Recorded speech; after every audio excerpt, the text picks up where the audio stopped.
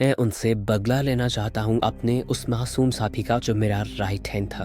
और अब मैं पैसों के लिए नहीं बल्कि हक के लिए तुम्हारा साथ दूंगा। ये सुनते जिहोन को भी अच्छा लगा और वो इन दोनों को अपनी एक रूम में ले गया जहाँ बहुत सारे पैसे थे। ये पैसे वो स्क्विड गेम से ही जीत कर आया था और अब इन पैसों को वो स्क्विड गेम को बंद करने के लिए ही इस्तेमाल करेगा। जीहोन इन लोगों को दिखाता है कि उसने ब्लैक मार्केट से बहुत सारी गन्स भी परचेज की हुई थी, पर एक सीक्रेट जगह भी बनाई हुई थी उसने जहां वो अपनी ट्रेनिंग करता था। लेकिन इतना सब काफी नहीं था, उसे लड़ाई के लिए काफी सारे और लोगों की भी जरूरत थी। जीहोन अब जिन्हों को अपनी पुलिस वाली जॉब पे छोड़ने को कहता है ताकि ये लोग अपना मिशन अच्छे से कंप्लीट कर पाए। स्ट्रीम कट हो गए। अब हमें एक न्यू करेक्टर नियोल को दिखाया जाता है। ये एक गरीब लड़की है और उसकी जॉब है होटल में बनी कॉस्ट्यूम पहनकर बच्चों को खुश करने की। उसके पास रहने को कोई घर भी नहीं, वो इसी होटल की बेसमेंट में रहती है। इस जॉब में नियोल के साथ एक छोटी बच्ची बहुत ज्यादा अटैच हो गई है जो रोज यहाँ पे विजिट किया करती थी। लेकिन अफसोस की बात है कि उस बच्ची को बोन मैरो कैंसर है और बोन मैरो ट्रांसप्लांट करवाने के लिए उसके दादा के पास ज्यादा पैसे नहीं और अब वो बच्ची मरने वाली है। एक दिन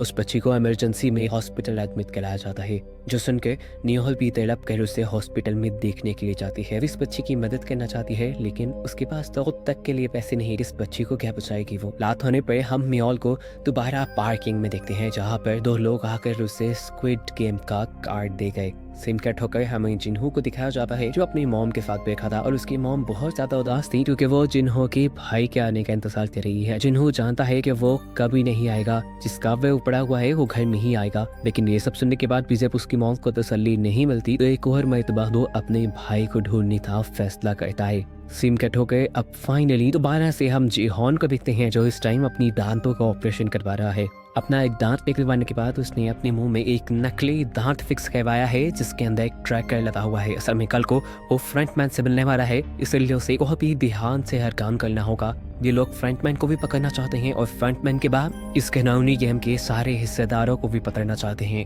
पता चला है कि वो गैंगस्टर जो इनकी ग्रुप में है वो अपने लिंक से बड़े बड़े कमांडोज को इनके ग्रुप में शामिल कर चुका है। इन कमांडोज के लिए कुछ भी सही गलत नहीं, ये लोग पैसे के लिए सब काम करते हैं। यहाँ हमें पता चला कि नियोल को भी वो स्क्विड गेम वाले लेके जा रहे थे। नियोल उनके साथ चली जाती है लेकिन देखने को मिला कि उसे एक गेमर के तौर पे नहीं बल्कि सिक्योरिटी गार्ड के तौर पे हायर किया गया था। अब जिन्हों फाइनली जीहोन को लेकर उस एड्रेस पे आ गया है जो उस आदमी की जेब से इन्हें फ्रंटमैन का मिला था। ये एक क्लब का एड्रेस था। जिन्हों अंदर जाने से मना कर देता है क्योंकि उस आइलैंड पर फ्रंटमैन ने जिन्हों को देख लिया था और अंदर जाने पे वो पहचाना भी जा सकता है और इनका मिशन फेल भी हो सकता है।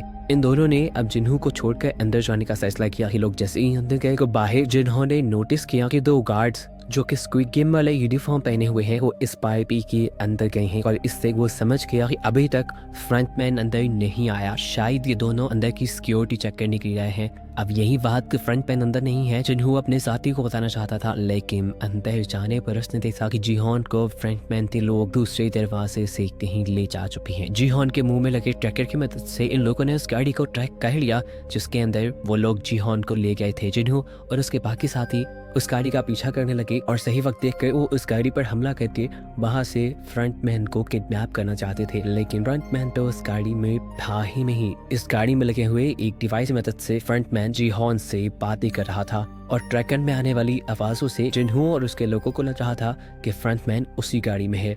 ये बात वो ठीक तरह से अपने साथियों को बता भी नहीं पाया कि गाड़ी के अंदर फ्रंटमैन नहीं है। वो कॉल के जरिए ही फ्रंटमैन से बात करते हुए उसे किसी तरह मनाने की कोशिश करता है कि तुम इस गेम को बंद कर दो, मासूमों की जाने लेना बंद करो। जिस पे फ्रंटमैन ने उसे कहा मैं जबरदस्ती किसी को इस गेम में इन्वॉल्व नहीं करता, सब खुद ऐसे ही लालच में आते हैं। फ्रंटमैन ने बड़ी जिताई से बोला मैं तो एक सोशल वर्क कर रहा हूँ जो सुनते।